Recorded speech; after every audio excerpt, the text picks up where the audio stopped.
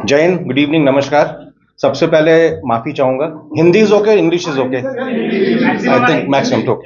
माफी चाहूंगा डिले के लिए, क्योंकि मुझे लगा कि आप लोगों को इसके बाद जो सीजर्स हैं सामान के वो भी देखना जरूरी है। वो आने में थोड़ा वक्त लग रहा था, but will finish by the time they reach. Welcome सबको करना चाहूंगा मैं। आप लोग ने वक्त निकाला यहाँ पर और इस सक्सेसफुल ऑपरेशन को कवर करने के लिए आए हैं। ये जो हमारा ऑपरेशन था, इसको हमने नाम दिया था ऑपरेशन आसन, क्योंकि जिस इलाके में ये कंडक्ट हुआ था, ये कल सवेरे करीब 7:20 पे शुरू हुआ था। और ये पिछले बीते हुए कुछ दिनों का एक बहुत ही सक्सेसफुल ऑपरेशन है, बहुत ही क्लीन ऑपरेशन है, जिसमें हमने 3 खूंखार आतंकवादियों को मारा है, न्यूट्रलाइज किया है। और हमारी कोई हमारा कोई नुकसान नहीं हुआ, कोई कैजुअल्टी नहीं हुई, और ये ऑपरेशन एक रिकॉर्ड समय में पूरा हुआ है। इसके लिए मैं सभी सिक्योरिटी फोर्सेस और जेकेपी और हमारी जितनी एजेंसीज हैं सबका शुक्रिया अदा करना चाहूंगा, क्योंकि एक बहुत ही अच्छा नमूना था कोऑर्डिनेशन का ऑपरेशन जिस तरह से किया जाता है। इसमें सबसे बड़ा रोल था हमारे आवाम का, क्योंकि अखनूर के इलाके में जिस तरह से हमारा उनके साथ में रिलेशनशिप है, हमको तुरंत खबर आती है अगर कोई बाहर से आता है या किसी ऐसे इरादे से आता है कोई गलत काम करने के, तो हमको तुरंत खबर आती है। और ये जब डिटेक्ट हुए थे लोग उस इलाके में, तो गांव की तरफ से हमको तुरंत खबर आ गई थी, इसीलिए जो रिएक्शन था वो बहुत जल्दी हुआ। इस दौरान उन्होंने कोशिश करी, वो जिस पर्पस के लिए आए थे वो पर्पस नहीं हो पाया उनका, लेकिन कोशिश करी कि वो हमारे कॉन्वॉय पे कुछ फायर करेंगे, लेकिन हमारे ड्राइवर्स और क्यूआरटी की सूझबूझ से कोई नुकसान नहीं हुआ। और तुरंत क्यूआरटी ने तैनात होकर इनको अपने उसी इलाके में पिन डाउन कर दिया और वहां से हिल नहीं पाए। ये टेररिस्ट जिस तरह से आर्म थे, उससे हमको यकीन है कि ये आए थे कोई बड़ा काम करने। और पिछले कुछ दिनों से ये लगातार खबर आ रही थी, और इन्होंने कई जगह ट्वीट भी किया था टेररिस्ट ऑर्गेनाइजेशंस ने कि वो कुछ बड़ा करके दिखाएंगे। इसलिए हमारे लोग तैयार थे। सारी एजेंसीज कोऑर्डिनेशन में काम कर रही थी, इंटेलिजेंसीज, इलेक्ट्रॉनिक इंटेलिजेंस सब काम कर रहे थे, और हमको खबर लगातार आ रही थी।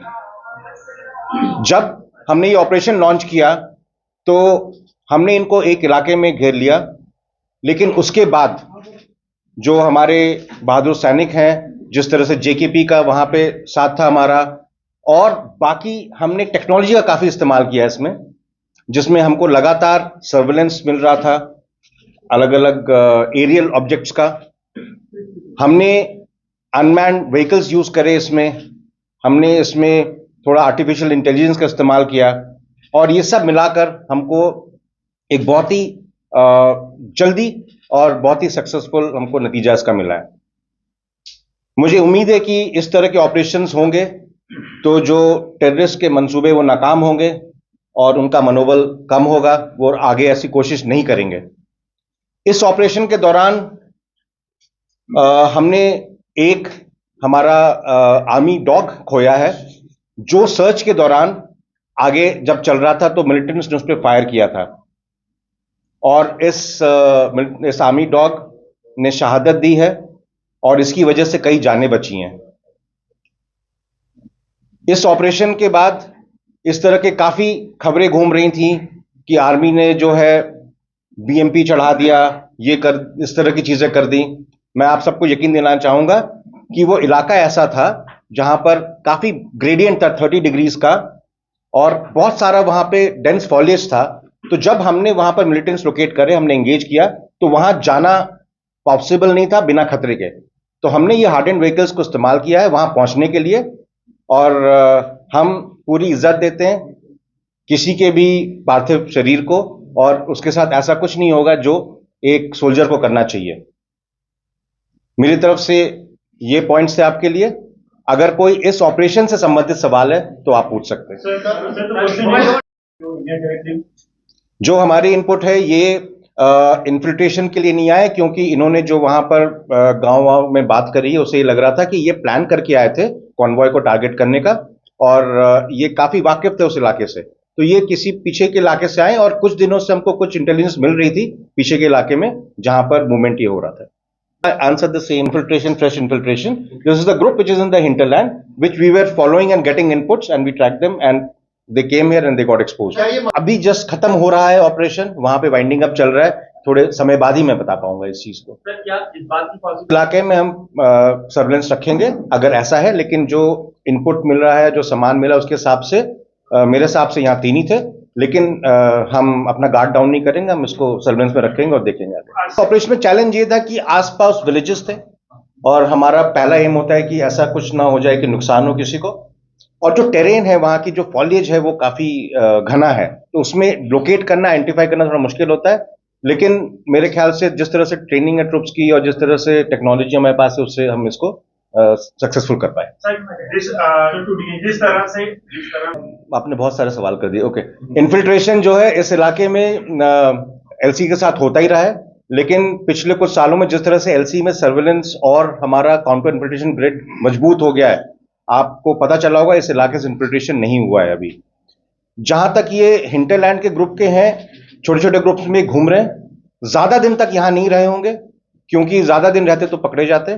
तो ये हाल ही में आए होंगे, किसी डायरेक्ट एक्शन के लिए आए होंगे. और क्योंकि हमारे लोकल्स भी हमारे साथ इस चीज में मदद करते हैं और वो नहीं मंजूर करते कि यहां पर कोई अशांति आए, तो तुरंत खबर आ जाती है और हम फिर उस पर एक्शन करते हैं.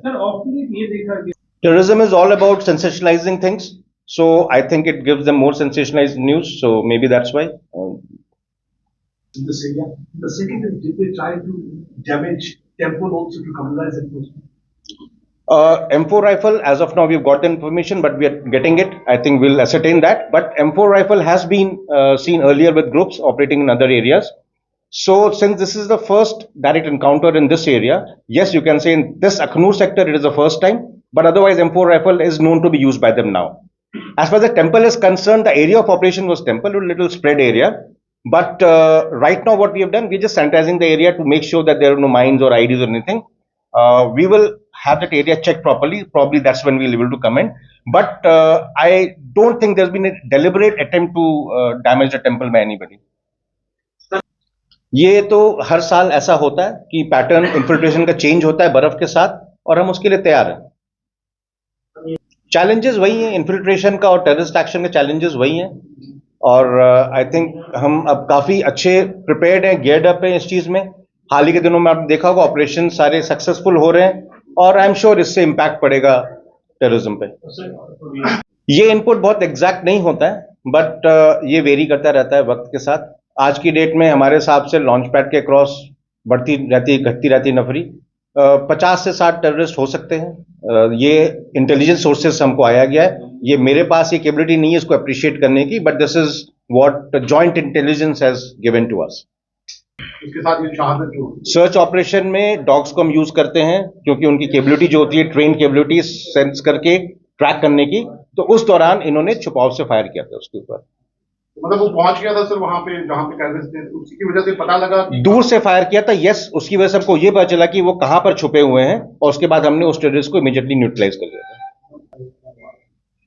हाँ प्लीज. देखिए, सबसे पहले तो मैं ये कहना चाहूँगा, जो बट्टल गांव के लोग हैं वो बड़े देशभक्त लोग हैं, और उनकी टाइमली इंफॉर्मेशन से बिना टाइम वेस्ट किए एक्शन हो गया, जिसमें आर्मी पुलिस ने बड़ा टाइमली रिएक्ट किया.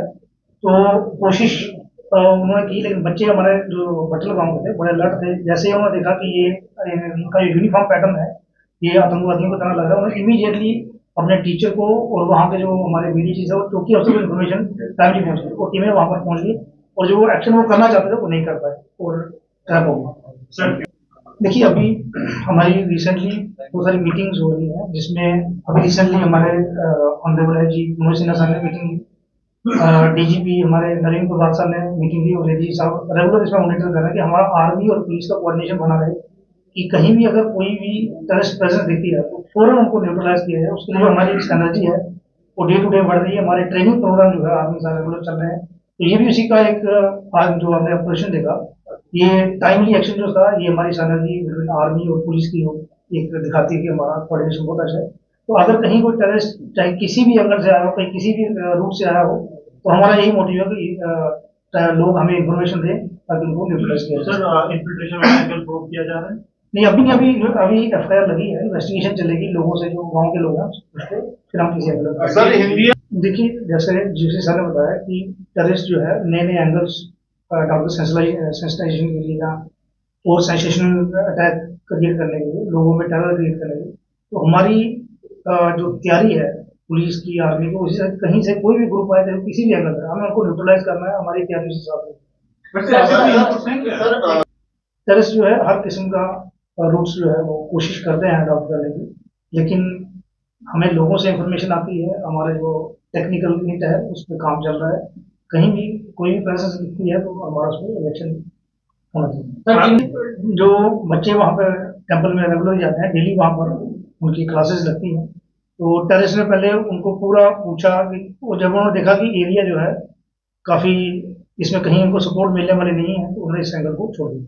सर मेरा सवाल है ये, जहाँ तक अखनूर वाला एरिया है, यहाँ पर परमानेंट प्रेजेंस आज की डेट पे नहीं है। हमारा मेन चैलेंज है काउंटर इन्फिल्ट्रेशन, जिसको हम यकीनन नहीं होने दे रहे हैं।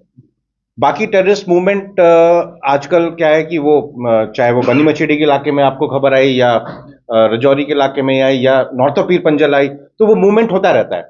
तो वो टोटल एस्टिमेट्स आते रहते हैं अलग अलग फिगर से, बट अखनूर के इलाके में कोई परमानेंट प्रेजेंस नहीं है। सर मेरा सवाल, इनकी यूनिफॉर्म सेना की नहीं थी, लेकिन कुछ तरह से जैसे कॉम्बैट टाइप की चीज थी।